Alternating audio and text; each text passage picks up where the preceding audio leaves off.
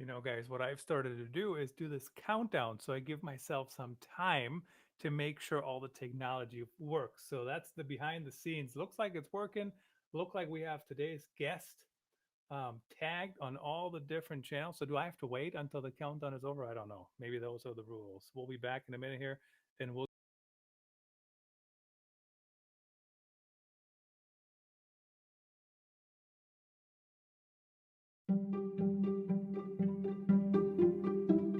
This is the Business Storytelling Podcast with Christoph Trappe, available on Google, Spotify, Apple, Pandora, and other podcast channels. Want to play it on your iPhone? Just ask Siri to play the Christoph Trappe Business Storytelling Podcast, also available on Alexa. Here's Christoph with today's episode.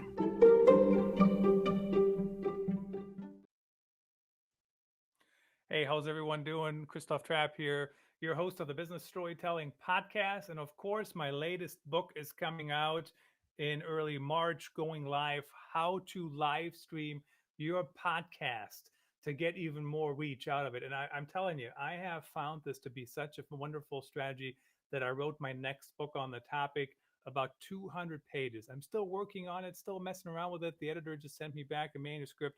It's always funny to see how much stuff people didn't catch, whether it's the written word or whether it's podcasting or whether it's PowerPoints. That's what we're going to talk about today. As you know, if you've seen me speak anywhere, I'm not the biggest. In fact, I helped or I'm helping, it's ongoing, so to speak, helping plan a conference. And the rule is no PowerPoint. So, why are we talking about PowerPoints? Well, the reason we're talking about PowerPoints because I ran across today's guest on Twitter. I think she said something interesting about the topic. I'm just changing the lower third tier. If you're watching, if you're wondering why I'm not looking at you, that's why. Using Switcher Studio, if you want to check them out, live stream with switcherstudio.com. Trap One gets you the first month plays for PowerPoints. And what's interesting to me about PowerPoints today, there is some systems that some conference organizers use. They are horrible, horrible, horrible, horrible. If you don't have a PowerPoint, seriously. And so there's still room for PowerPoint, and we'll hear all the details from today's guest, Fiona Walsh. She's with Imagine Coaching, and I think she's based in Ireland. We'll ask her about that when she comes on here. Let's get her out of the green room. Fiona, thanks for joining us. Hi, Christoph. Thanks for having me. Ireland, correct? Correct. Yeah. Yet, would love to go one of these days, but currently I'm not leaving this chair. Thank you, COVID. No, don't think anyone's going anywhere at the moment, but it's a lovely place. You'd have to come and visit sometime. I would love to. We'll see how, we all thought it was going to end by April last year, then August last year, and here we are a year later. Still here, COVID, yeah. Still here, right? So tell me about your interest and your expertise in PowerPoint. So most people that I run across, they don't like PowerPoint, like at all. And even when I design a beautiful looking PowerPoint and it's not just stock art and not just bullets, I'm still not convincing them that they love them, So tell us about why is that happening, and how do we get people to love PowerPoints? I assume we have to create better ones, but you tell us. I think the reason people don't like PowerPoint is because they've probably experienced death by PowerPoint, where they've had a huge amount of text put on slides, or they've had very little interaction with the presenter. And I also think that people don't always use it very well because they're not using it as an aid to presenting. They're using it almost to hide behind. And also, I think people may be using them too much. Like then, when they're talking and they don't need to present, they can switch it off or put it on a blank screen rather than having it on all the time when it doesn't need to be. And I think that probably makes people think that they don't like it or they don't like using it. But another factor is I think a lot of people don't know how to use it properly as well. There's a huge amount of features and a huge amount of things you can do with it that people aren't aware of. That's what I find when I'm working with people or when I'm training people. Yeah, and certainly that's very true for any technology, right? That we Hmm. don't know all the technology.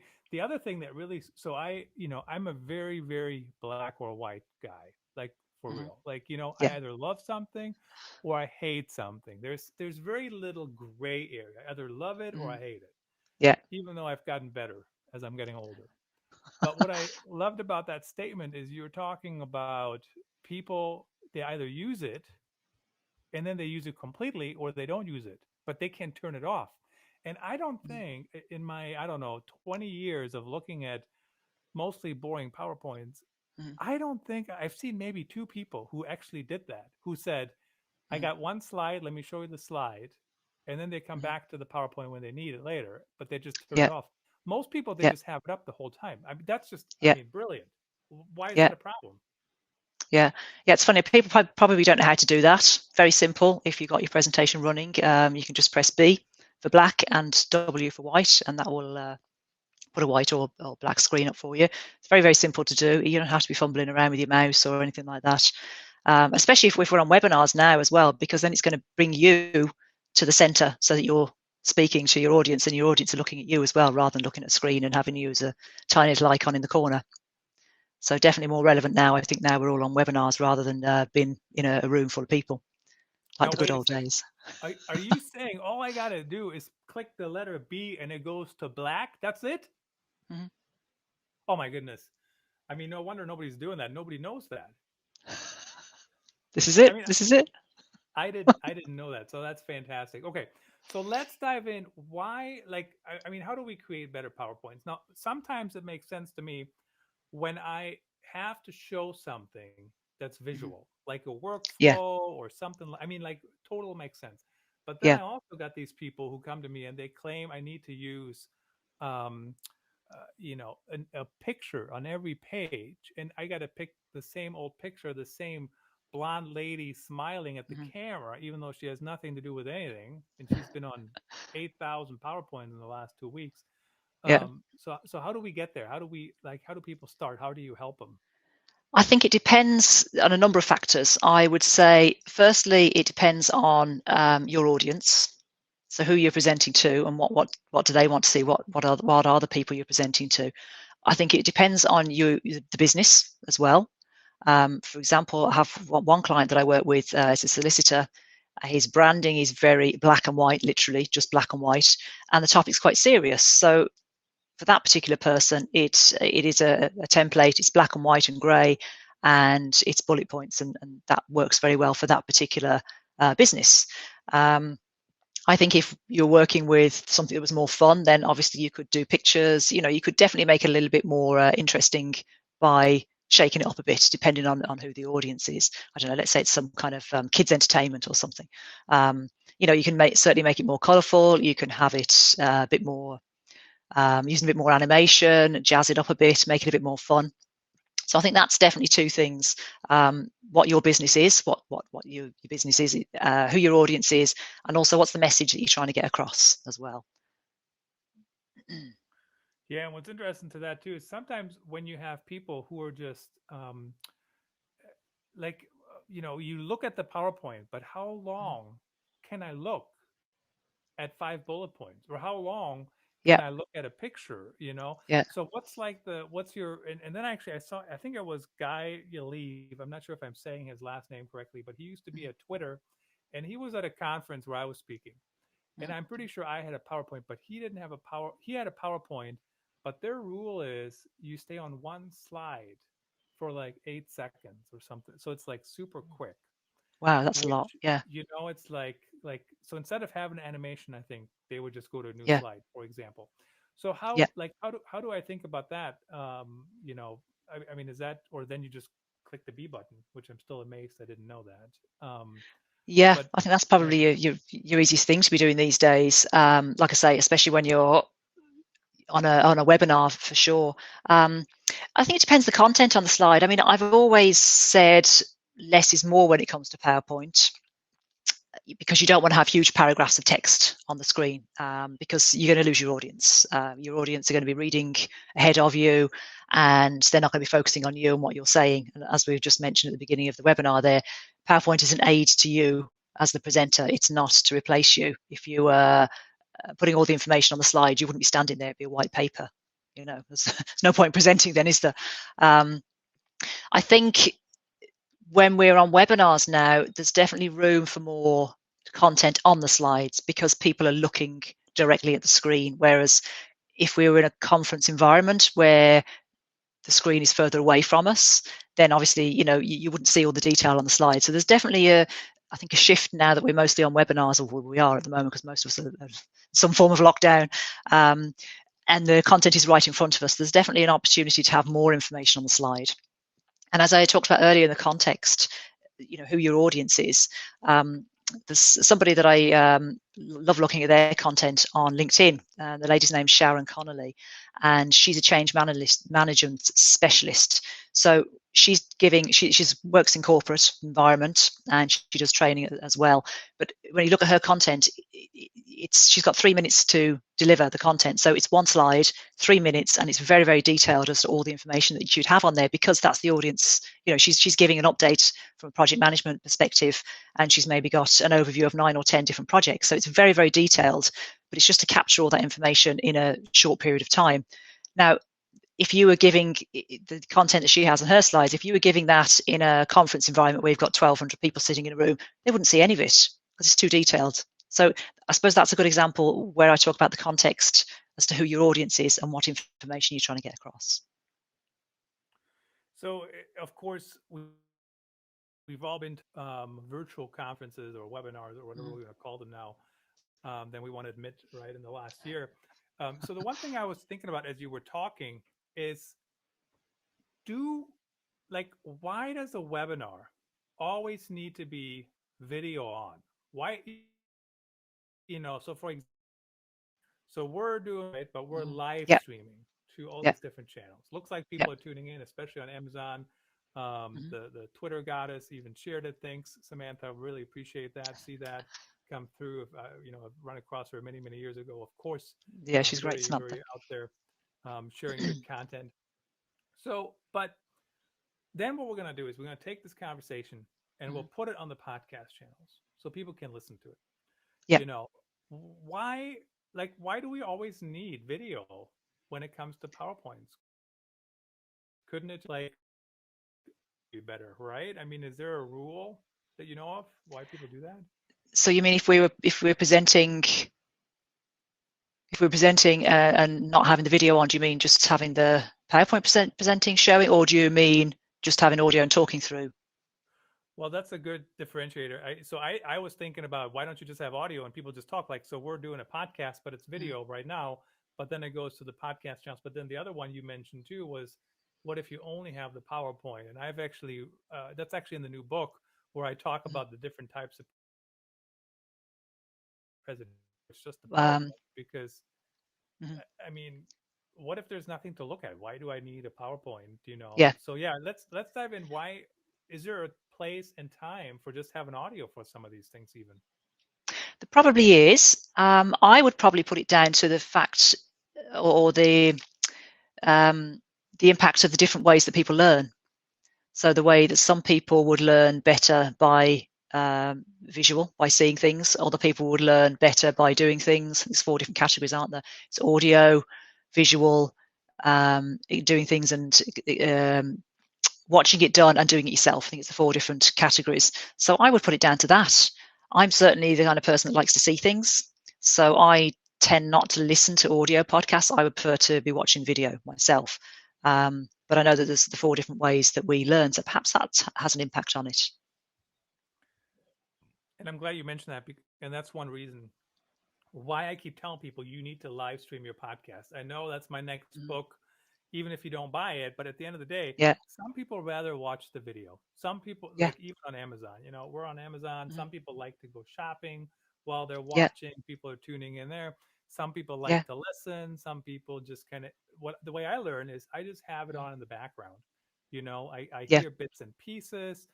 Don't ask me to learn everything in 45 minutes, quite honestly. So, having the different learning styles certainly is something to keep in mind. I think it's easy for people to forget because, we know how we ourselves learn. So it's easy to think that's how everybody else learns, Yeah, right? yeah. Everybody else does it the same way, and yeah, yeah. So tell me about your journey into focusing on PowerPoint. How did that happen? What's like, did you Yeah. wake up one day and say, enough with this, with these ugly PowerPoints, I'm going to fix it, or what? No, not quite. So I have a corporate background. I've worked in corporate environment for over 20 years for big multinationals, and I was working on an ERP system, introducing an ERP system into an R&D center where I worked. That's an enterprise resource and planning system. And I was chosen to represent the different areas of the business. And I was training people when they came in to the company then to use the system. So I started a training program and felt that I could do better. So I went off and did an IT teacher training diploma. And then after that, I did my Microsoft Office exams and got the Microsoft Master Instructor certification. And then I started doing some internal training, and that was mostly PowerPoint and Outlook. And I was doing that for a number of years and then moved on to a different corporate role. And I started my business at the end of 2019. So imagine coaching, because I'm also a coach, an executive and life coach. And that's what I originally started. And then I was working with a client probably about April last year. And it was somebody who had just started a business themselves. It was a hands-on business. They were therapists doing hands-on work. And they'd invested a lot of money in the business, hadn't really had many paid clients yet, hence came for coaching. And their biggest barrier, I suppose, at the time was that they had a webinar coming up and they didn't know how to use PowerPoint. So they had the PowerPoint program, didn't know how to use it. So I offered a session, said, well, actually, I'm a Microsoft Master Instructor, so I can help you there. So I did a session with them and got very good feedback and thought, perhaps there's other people out there that need to use PowerPoint because they're going online and they do want to demonstrate, they do want to put some information across there rather than just having themselves talking. So I started running a few classes, and then I've been picking up clients just through, sort of advertising the services that I offer. So what I'm doing is training. I'm doing one-to-one training, so customized training for people, for small businesses, mostly SMEs. And I also have a service where I will help you with a presentation. So I'll design a presentation for you. And then the third thing I'll do is create a template, so a branded template using your logo and color palette, so that you can then create your own, your own presentations, but using a branded template with Slide Master. So that's what I'm doing at the moment. But I'm getting a lot of business, and it's funny because I have people contact me and they'll say things like, "Oh, have you got any, bandwidth for taking on new clients?" And there's some awful presentations out there. That's the kind of response I'm getting from people. I mean, that's great to hear. There's a bunch. There's so many horrible presentations out there. It's unbelievable. What's interesting, what I really appreciate what you mentioned there is that you have different levels, right? So sometimes, so for example, I can't do everybody's live stream with them or for them, right? Because think about it. If I got 40 hours in the week, I Yep. could at most, do like, I don't know, 30 live streams, maybe. That's kind of pushing it, as a Yeah. producer, Yeah. and then some myself. Mhm. But, so I'm also trying to teach people, but it sounds like Mhm. you're also helping people. You're teaching them, and if they need Yeah. help. So for example, if I need a PowerPoint, I can put it together to Yeah. start, Mhm. but I can't make it look good. Yeah. Yeah. So that's where I come in, because people would have maybe a half finished presentation and it's just not polished. It doesn't look professional. So one of the things I would do is go through the presentation. It might be things like, they've got different fonts running through the presentation. They've got different colors for the texts, and it's just no consistency. So that's one of the things I'd be doing. I'd be almost, I suppose, a bit of proofreading, just checking that there's some consistency there and that everything flows nicely. There might be different animation on one slide to another slide, and just pointing those out and tidying the things up for people. So it's not necessarily always a presentation from scratch. It could be a presentation that's sort of half finished, but just isn't looking right, and people aren't happy with the fact that it's not professional and it's not quite polished. So that's quite a bit of the work that I'm doing, just sort of finishing them off and making them look that bit better. But I'm also helping people with the setup for the presentation. So not so much like how to use Zoom, but maybe how to present on Zoom. So for example, if they've got two screens, that they can use the presenter view in PowerPoint, where you'd have your notes on one screen and you've got your presentation on the second screen, but setting that up so that they're looking at the right screen, basically. There's so that they're not looking at the notes that are over on that screen, that they're looking at the notes on this screen where the camera is. So it's just going through things like that with people as well, because I'm finding a lot of people aren't aware of, they either haven't heard of the presenter view or they're not sure they can swap the screens over. And it's just getting that last bit of detail right so that they can look good when they do their webinar, and they can look like they're, talking to their audience rather than doing this, which I see quite a lot. People are there chatting away and they're actually looking at the screen and not at their camera. So it's just those little extra bits there. Yep, they had not heard about presenter view. I mean, it's true. I run across new functionalities on all kinds of things all the time. I'm like, oh, look at this. It does that, or like on the iPhone, even all the different things. Fine, you can take a picture while you're shooting video at the same time. I didn't know that. It's unbelievable.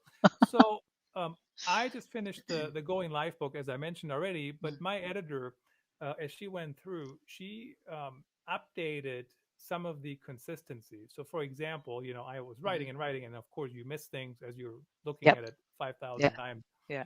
But she actually fixed the headline, so everything is now in the same format, same font size, same font. Sometimes there was different fonts that stuck in there, and I think some people notice that, but some people won't notice it. So how important are those things in the big picture? Sounds like you're leaning towards that they are very important, right? I think for me they are, yeah. For me, it's a sense of how professional you are. If you're presenting something or there's a document there, I would always notice those things. But I see your point that not everybody does. But I'm one of those people that does notice everything. And the problem is you don't really know who does or who doesn't notice those things, right? And if it is indeed the decision makers, so if you're pitching somewhere, or let's say you're talking at a conference, and they like your stuff and they might want to work with you or whatever, the reason is you're speaking. And that I did, I think it was a managing within the law training program once, and we were given 3 CVs to look at, and I think there was extra information on the CV. So, for example, it was saying that one of them was a woman with a young family looking to return to work. So they gave you extra information to see if you'd be swayed by the information you were given, thinking things like perhaps that person might not be as flexible as somebody else because they're a young family. And it was that context. So I picked out of the 3. I said, this is the one that I wouldn't choose to interview. And I was asked why. And I said, because it's a CV, and the role was for an executive PA. And the person doing the training course said, oh, where's the spelling mistake? And I said, here, look, it's not manager, it's manger. And that was a mistake, so that wasn't supposed to be in the CV. So I picked that up and said, that's why I wouldn't interview that person, because it's an executive PA position. And if there's a mistake there in a CV, that was actually a valid reason for not interviewing somebody. But I guess that's an example. And that spelling mistake wasn't there on purpose. It was an accident. It shouldn't have been there. And of course, everybody knows my opinions on typos, and they do happen. But in things like that, especially a relatively short resume, have somebody read it. And then, of course, spell check is also a good tool. Even though I tell you this funny story is my entire book had red squiggly lines under the word live stream, because I added live stream one word, but the dictionary wanted it to be hyphenated. Now, or 2 words. Now, we decided AP style. The book is AP style, so it's indeed one word, and I had to add it to the dictionary. But absolutely, people do see that. So when you put a PowerPoint together, what have you learned? What have you seen as we're doing them virtually? What's different about the PowerPoint world as everything is virtual as opposed to, offline? I mean, I remember when I'm speaking at a conference, even if I have a PowerPoint, people can still see me. I'm still running around. I'm talking to people. That's different, right? When it's online. What have we seen? I had one client come to me who was looking for a presentation update. And interesting you saying that, actually. They had a audio effect on the animation on a couple of slides. So if this was in a big conference room, or a meeting room. I think they were doing sort of training with about 20 to 30 people. So if the audio would have come on when they had, in that meeting room environment, you would have heard it, but you probably wouldn't have noticed it. And now they're online, and every time they clicked for a new bullet point or something to come up on the screen, there was this sound, and that was very, very obvious then to the audience. And she didn't know how it had come onto the presentation, but also didn't know how to get it off. And she'd actually asked numerous people, and nobody knew how to remove it. So I realised what that was straight away, and was able to say, that's it's basically an animation effect, and we can just remove that quite quickly. So I think audio needs to be toned down. Okay, so I'm not saying you shouldn't use it, but it's like, say if you've got a video or you're trying to play something, but then it's fine to use it. But I just think it needs to be toned down, so I wouldn't have it say an animation effects or anything like that. I also think transitions from one slide to another, I would keep those quite simple, because I think that can be quite distracting if they're very fancy transitions. In the same way, animation, I think the animation needs to be toned down a little bit, because again, it can be very distracting if things are flying around the screen quite a lot. I was talking about this with somebody recently as well, and they said they were on a presentation. It was one slide through most of the presentation, a bit like you were saying there, Christoph. And I suppose it was like a little GIF that was just moving constantly. And she said it was driving her mad just on the screen the whole time. So that's another thing. I wouldn't go for anything too flashy moving around, because the screen's very close to you. It's right in front of you. And I think then it can be quite distracting. On the other hand, though, I think something we can play around with more is colour, because if you're in a conference environment, you're usually presenting onto a projector screen. Obviously, there's monitors, but the monitors tend to be smaller. So if it's a large conference room, it's a projector screen. And I would always have recommended not experimenting with colour too much, and maybe using like a paler background with darker text, because you never know what the contrast of the colour is going to be like on that type of background. But now that we're on monitors, we can experiment with colour a lot more, because people are seeing what we're seeing.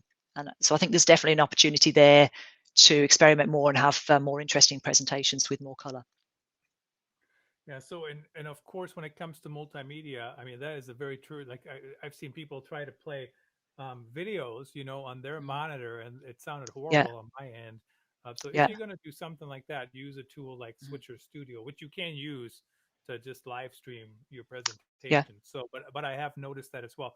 The other thing, what tips do you have? So when I use a PowerPoint, I kind of sometimes forget what's coming up, right? So I'm Mm-hmm. in the midst of things. Yep, I'm talking, and I'm on one slide, and I'm talking about two slides down the road. yeah. And then when I get to that slide, I go, "Oh my goodness, I already said that," or I just kind of ignored and say something quick and Flick move on. over. You know, what tips do you have on that? How do we? Is that common, or is that just me because I'm getting old and forget stuff? Do you use the presenter view when you're presenting? Well, so it's been a while If you do that, present, that I've used PowerPoint. So I'm trying to think. yeah. What was the last conference? The last conference I did not do the presenter, or maybe I did. I don't remember, but Mm, I did run the PowerPoint, and I don't know if it happened or not. It was only like 12 slides to begin with. yeah, Um, yeah. but yeah, so maybe that's the answer, huh? Yeah. So for those of you that don't know what the presenter view is, where you have two monitors, you can have your presentation on the one screen. It's kind of what I was just talking about a few minutes ago. But the other screen, the screen that you're looking at with your camera on, you have an overview of the screen that you currently have up for the audience to see. You have any of the notes from the notes section below that you can type in. And then you have the next couple of slides coming up. And it also gives you a summary of the time you've been presenting for. So if you are under a time constraint, you can see how you're doing from the time perspective as well. And I did have somebody, interestingly enough, comment once, and they said, I don't use the presenter view because the notes are too small. You can actually just get your mouse and drag the boxes up. So you have one box here with your the slide in, then you've got your notes here, and you've got your other slides down the screen. You can just drag that to whatever size you want if that doesn't work for you in the standard view. So it's very easy to use. And I find that's very good then for knowing what you've got coming up, what your next slide is, and the slide after that. Certainly interesting. Some of these things really come back to technology, right? Didn't know how to make Mm-hmm. it bigger. Yeah. I'm not sure I've used notes. I mean, I haven't used Mm. notes in years. And typically it's because I know what I want to talk about, or I think I know what I Yeah. want to talk about, or I go through it. And Mm. actually, this is a question I want to ask you too. So I create a PowerPoint, and let's say I send it to my boss or whomever has to review it, Hmm. and I know what I'm going to say, Hmm. but they don't know what I'm going to say, right? Yeah. They just see the PowerPoint, and sometimes they go, well, this PowerPoint is not good. But they don't know what I'm going to say. They don't really Yeah. know whether it's good or bad or anything. Yeah. So how do we, when you send PowerPoints that can't stand on their own, Mhm. um, how do you kind of maneuver through that? Yeah, that's a good point. I mean, for me, I guess that would be an example of a good PowerPoint, because the whole point is you shouldn't know what it's going to be by looking at it. You know what I mean? As we That's said, it's right. made to presentation. Yeah, exactly. So it probably would be a case of having a little mini meeting and just going through, this is what we're going to talk about, or this is what I'm going to talk about at the time. If all the information is on the slide, while you're presenting it in the first place, you might as well have a white paper instead, or an ebook or something, you know. You might as well create an ebook instead of a PowerPoint. I mean, that's I'm going to use that one of these days. Very true though. If you Yeah. don't need to look at the presentation, but what's interesting to me, so I use SlideShare every time I do a PowerPoint, Mm-hmm. and I upload my PowerPoints on there. And Mm-hmm. I mean, there's been tens and thousands of views, which is interesting because, as I Mm-hmm. said, some of these PowerPoints you don't even know what I'm talking about until you hear me talk about it. So Yeah. there are people who look at them on their own Yeah. time. Yeah. Would you Yeah, recommend? Go ahead. maybe they're just, well, not just, but maybe they're looking at is for content. Yeah, good point though. Yeah. Them through and see if they can learn something. I do that too, Yeah, actually. And browsing. Yeah, looking at designs, when maybe, looking at how they come yeah, across, looking for ideas. whenever I see a conference that says the 12 steps to do whatever, I Mm, just want to look at their PowerPoint. Usually that does the trick. I mean, not always, depending on how it's mm. designed. But Fiona, Yeah. remind people, how do they work with you? How do they know that they want to work with you, and how do they connect with you?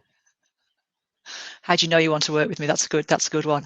I would say if you have a presentation that you need to deliver in the future, and you're working away on your PowerPoint presentation, and it's not looking as professional and as polished as you want, and you're starting to get a little bit stressed, that's when you need to come and work with me. And how you work with me, you'll find me on LinkedIn. If you search for Fiona.Walsh,